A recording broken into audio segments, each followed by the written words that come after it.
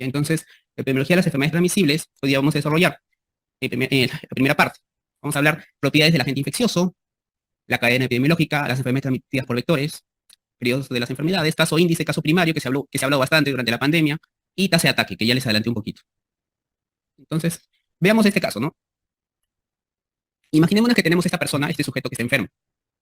¿Ya? Este sujeto que está enfermo se encuentra con su amigo, ¿no? Entonces están ahí conversando, pero este sujeto está resfriado, está moqueando, pero no le importó, no sacó su mascarilla y igual le habló a su amigo.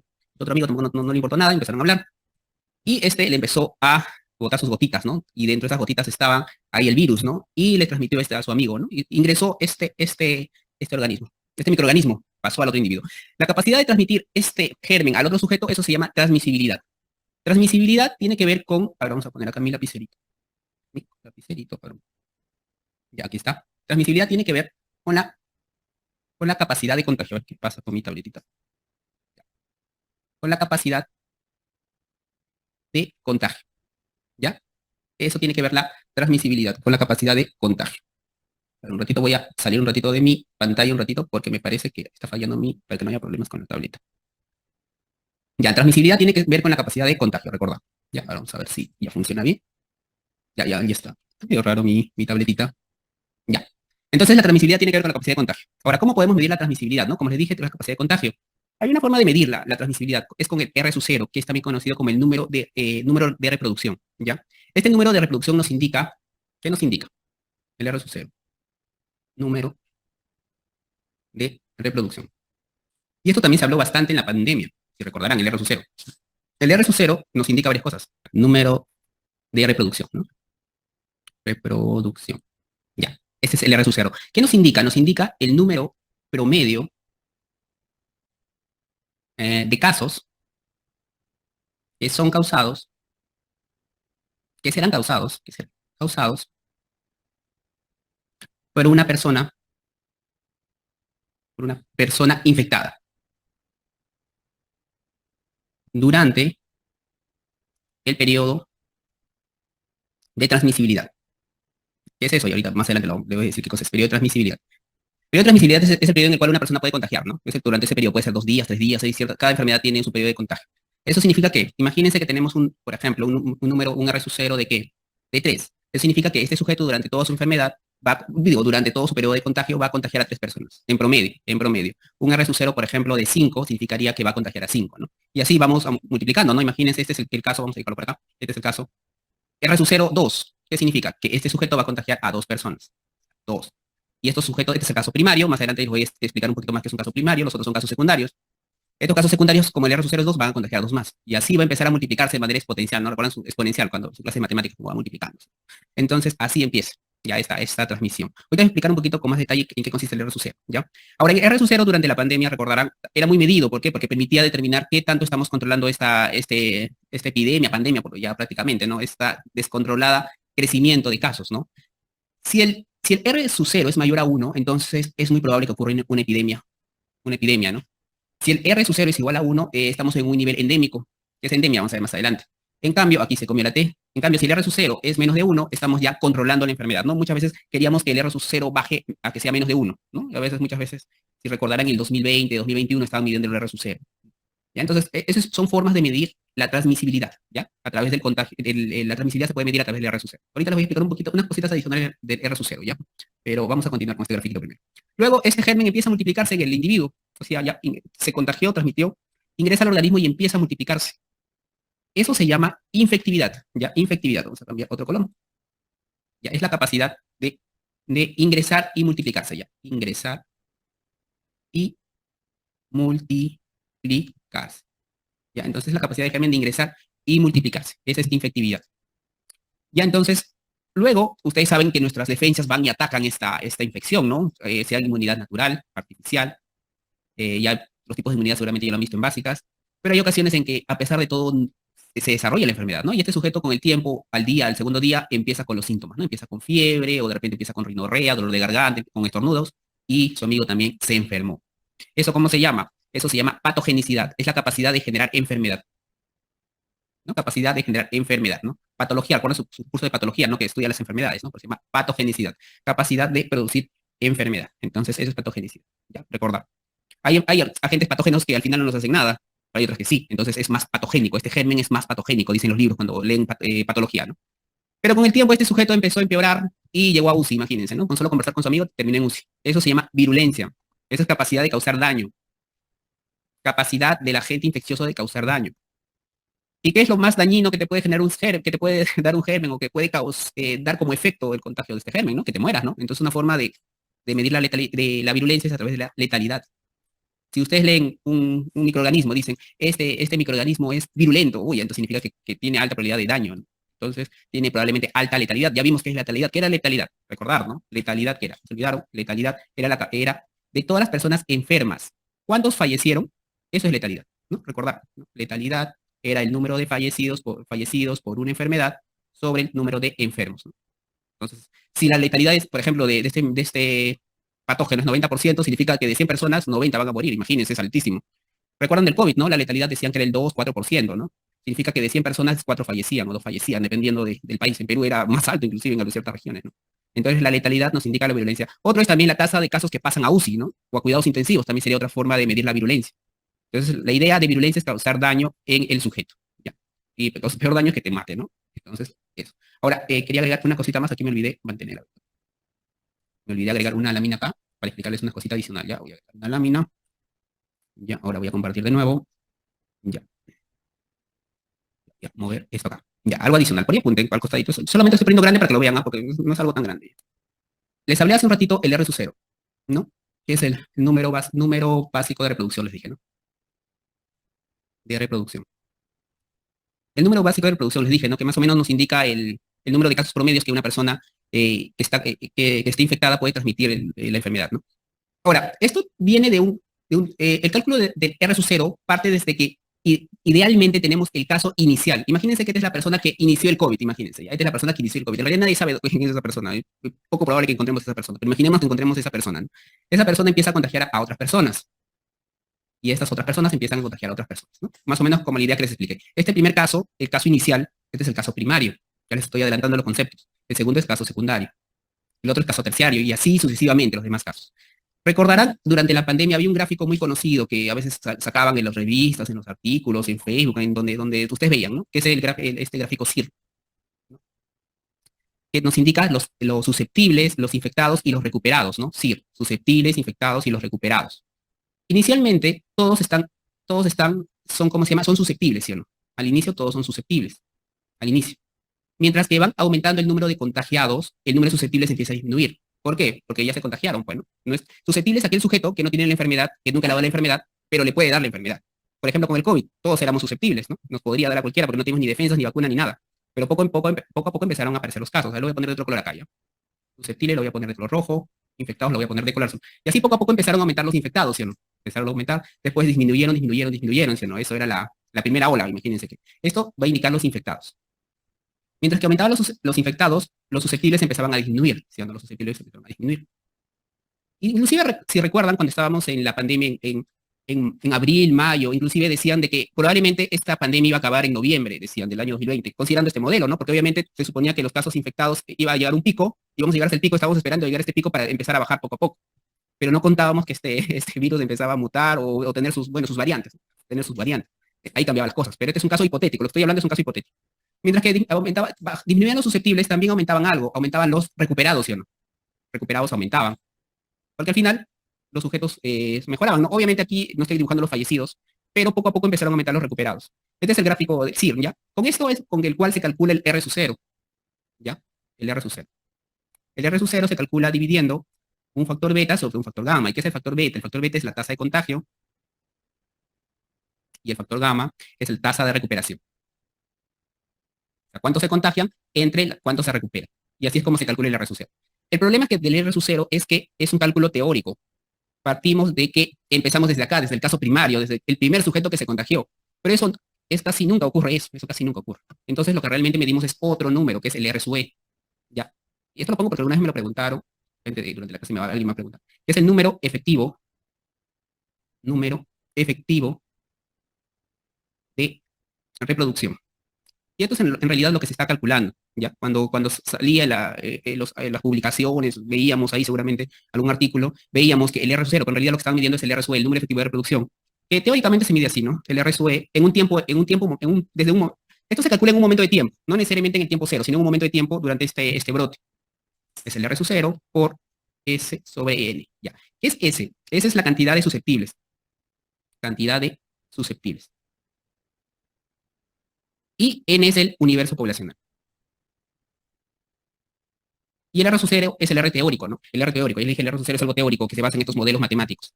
Ahora, ¿por qué era importante medir este número efectivo de reproducción? Porque nos indicaba qué tanto estamos controlando la enfermedad, ¿no? Más o menos lo que dice acá, lo que les puse aquí en el grafiquito, ¿no? Acá, control. Si está menos de 1, estamos controlando la enfermedad. Estamos felices, ¿sí o no? Happy. Estamos controlando la enfermedad. Y al momento cuando estaba el R0 menos de 1, estábamos felices. Es cuando estaba cayendo la primera ola, pero después empezó a aumentar de nuevo la segunda ola, fue otra vuelta tristes, porque empezó a aumentar el R0, después empezó a bajar, ¿no? Recordarán, ¿ya? Entonces, esta cantidad de susceptibles es influenciado por qué. Esto disminuye por la inmunización. Si las personas están vacunadas, ya no son susceptibles, ¿sí? Porque ya están protegidas, teóricamente. Entonces, algo que ayudó a bajar este número efectivo de reproducción fue las vacunas, las inmunizaciones que se hizo, ¿no? Ya cada uno tuvo ya el tema de eficacia de estas vacunas también es afectada porque este virus cada cierto tiempo va cambiando su estructura, ¿no? Como cualquier virus, ¿no? Entonces, pero la inmunización ayudó bastante también a eso. Otro también es la cantidad de contagiados que hubo, ¿no? Prácticamente todo el Perú se ha contagiado, prácticamente, ¿no? Tendríamos que ver un análisis global que se haga, ¿no? Eso tendríamos que analizar. De repente ustedes lo analizan más adelante, ¿no? ¿Cuántos peruanos al final realmente se contagiaron? ¿Ya? Entonces, por eso es importante conocer este R0 y en realidad lo que se calcula es el RSU, el número efectivo de reproducción. Esto quería explicarles. ¿Ya? El resto ya es prácticamente lo que ustedes hacen en clínicas, ¿no? Cómo ingresa el patógeno, cómo se multiplica en el organismo, en los tejidos, eso ven en sus clases de clínicas. Cuántos tiempos se enferman también, el periodo de la enfermedad, enfermedades infecciosas seguramente lo han visto. Virulencia, cuando ven cuántas personas pueden fallecer, por eso pueden preguntar a sus profesores, por ejemplo, de infectología, y profesor, ¿y con sarampión cuánto es el riesgo de fallecer? Entonces le dicen, el 1, imagínense, de cualquier número, 1%, ya significa que la letalidad es el 1%. Entonces, esos datitos son también importantes también, sobre todo a los pacientes, tal vez para explicar a los pacientes, ¿no? A veces una persona está enferma y uno está asustado, dice, ¿cuál es mi probabilidad de que fallezca? La probabilidad es el 1%, es el 2%, es el 5%. Eso también es importante. Ahora veamos otro concepto, que es la cadena epidemiológica, ¿ya? La cadena epidemiológica nos indica más o menos la serie de pasos por el cual un agente infeccioso, este agente infeccioso de acá, vamos a poner mi puntero, cómo este agente infeccioso es la serie de pasos por el cual este agente infeccioso llega a mi huésped susceptible, ¿no? Ahorita, por ejemplo, puede haber dando vueltas por acá un agente etiológico. Este agente etiológico, este agente infeccioso está dando vueltas por acá. Pero cómo llega a mi huésped susceptible, eso es lo que más o menos quiere describir esta cadena epidemiológica.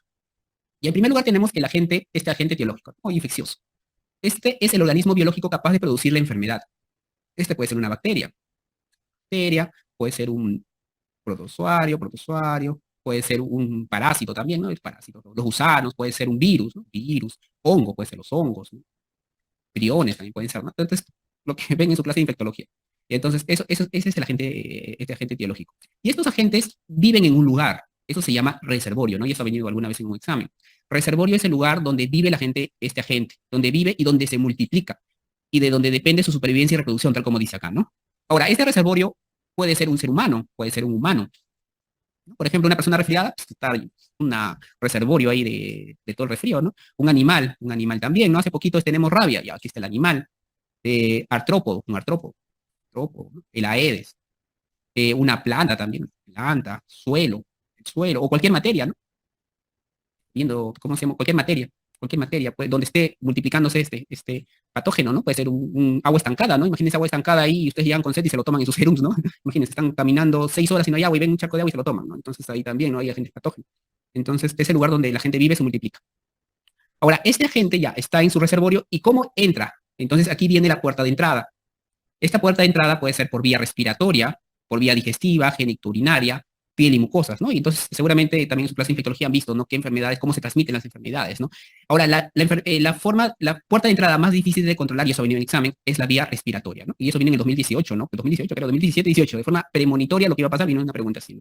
¿Cuál es la puerta de... Aquí hay un error, mire, fíjense. No, sorry, aquí yo me estoy confundiendo. ¿Por dónde va a salir el germen, no? ¿Por dónde va a salir? Va a salir del reservorio por esta puerta de salida, que es la vía respiratoria, no hay error, me está confundiendo yo. El reservorio sale de este sujeto, puede ser una persona, sale a través de la vía respiratoria, y esta vía respiratoria es la más difícil de controlar, ¿no? Difícil de controlar.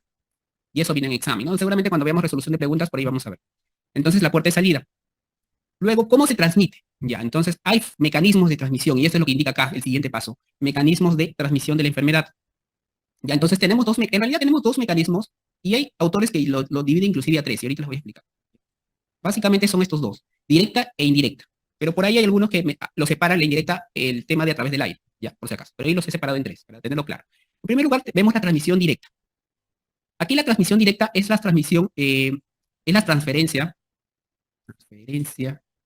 directa e inmediata, ¿no? Directa e inmediata de estos agentes infecciosos, ¿no? De agentes infecciosos. Es la transferencia directa e inmediata de estos agentes infecciosos. Es la transmisión directa. ¿Y cómo se puede transmitir? A través de tocar, morder, besar, a través de relaciones sexuales y por gotitas, ¿no? Pero por gotitas a una distancia menor a 1 metro, ¿no? Seguramente cuando al inicio también del COVID hablaban bastante, ¿no? De las cortas distancias y de las largas distancias, ¿no? Y hablaban de las gotitas, ¿no? De que cuando hablamos salen. Entonces, a 1 metro de distancia salen estas gotitas. Hasta 1 metro pueden llegar estas gotitas y hasta ahí es donde se considera como transmisión directa. Cuando estamos conversando frente a frente, a menos de 1 metro, ahí se considera transmisión directa, por gotitas.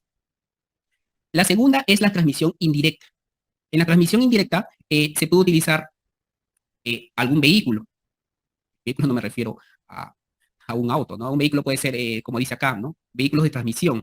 Puede ser un pañuelo o una persona está limpiándose la nariz. Y eso veo en los carros, se limpian la nariz por los mocos y se agarran el fierro ahí del carro. Y ustedes agarran eso y se agarran su nariz y se transmitieron, ¿no?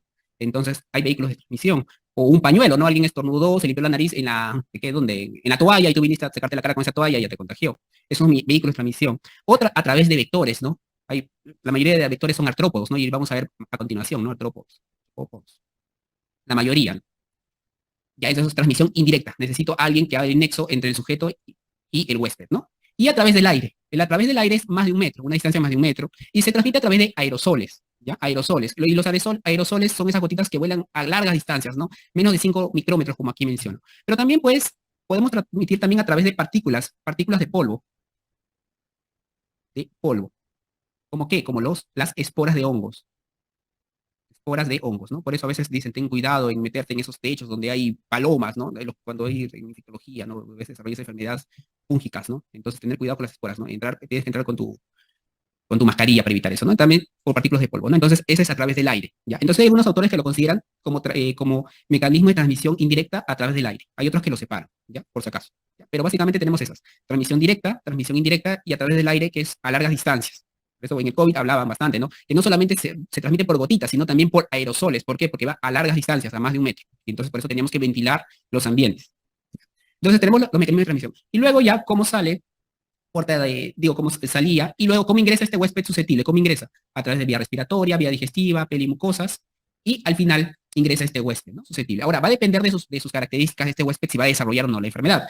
Puede ser susceptible por edad, sexo, genética también, hay algunas enfermedades que van a depender mucho de esto, al nivel de exposición, si estuvo expuesto 1 minuto, 2 minutos, mucho tiempo, no sé, o de repente con los mecanismos de defensa tanto innata o de repente artificial, ¿no? Inmunidad específica. Va a depender de eso para que desarrolle la enfermedad. Entonces, estas son los series de pasos. Aquí lo que deben recordar cuáles son los eslabones de esta cadena epidemiológica, ¿no? No recordar. No olvidar, digo, no olvidar. Agente etiológico, reservorio, puerta de salida, mecanismo de transmisión, puerta de entrada y huésped susceptible, ¿no? Y más o menos recordar en qué consiste cada uno de estos conceptos que les he explicado. ¿Ya? Entonces, por ahí ha venido algunas preguntas en los últimos años. Aquí hay algunos ejemplos. Ahora vamos a poner aquí la lupita. Me equivoqué de lupa. Vamos a poner la lupita. Algunos ejemplos. Por ejemplo, aquí vemos la malaria, ¿no? El agente Plasmodium. ¿Cuál es el reservorio? Una persona infectada, un hombre infectado, como dice acá. Puerta de salida, piel, hay transmisión transplacentaria también, placenta. Mecanismo de transmisión indirecta por aranófeles, por el vector. Directa, transplacentaria, como les acabo de decir. Entrada, piel o placenta, y susceptible es la persona sana, ¿no? Entonces aquí tenemos otro. Aquí tenemos el dengue, con sus serotipos, el agente, el virus del dengue. Reservorio, el hombre, también el Aedes aegypti también, el vector monos. Salida por la piel, cómo se transmite de manera indirecta a través de esta picadura del Aedes aegypti. Puerta de entrada a la piel y susceptible el hombre, ¿no? Aquí vemos Leishmania, otro ejemplo, ¿no? Leishmania perumians, por ejemplo, reservorio, perros, zarigüeyas, roedores también, sale por la piel, transmisión indirecta a través de luxomia, por este vector, ingresa por la piel y ingresa al ser humano, ¿no? Aquí otro, ¿no? Bartonella bacilliformis, ¿no? Hace poco hemos estado conmemorando, ¿no? La enfermedad de Carrión. Reservorio, el hombre, sale por la piel, indirecta a través de luxomia, la titira también le llaman, ingresa por la piel y infecta al ser humano, ¿no? Entonces aquí vemos algunos ejemplos de cadena. Por ahí, en realidad, por ahí pueden buscar más si desean, aquí nomás estoy dando algunos casos para que tengan, ¿no? Ahora, ahora vamos a ver algunos casos de enfermedades transmitidas por vectores. Vamos a ver algunos vectores, ¿no? Para que lo tengan en cuenta, porque de repente por a veces por ahí viene alguna pregunta del vector de cada enfermedad, entonces lo tengan en cuenta. Por ejemplo, el Aedes ¿qué puede transmitir?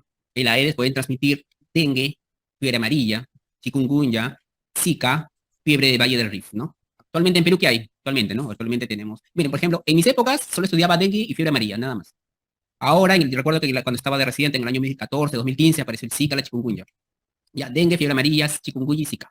Han aumentado, ¿no? Seguramente, bueno, no he escuchado casos de Valle del Rift, pero de repente por ahí, ¿no? Pero Aedes puede transmitir estas enfermedades, ¿no? Entonces, hay que estar atentos. Por ahí, en un banco, no de examen de accidentado, sino de salud, recuerdo que hay una pregunta de esto. ¿El Aedes puede contagiar qué enfermedades? Entonces, ahí ponen las alternativas y las respuestas, ¿no? Hay que recordar dengue, fiebre amarilla, chikungunya y Zika. Y inclusive hay una norma del MINSA que habla de estas cuatro patógenos, ¿no? De estas cuatro enfermedades, de estas cuatro enfermedades.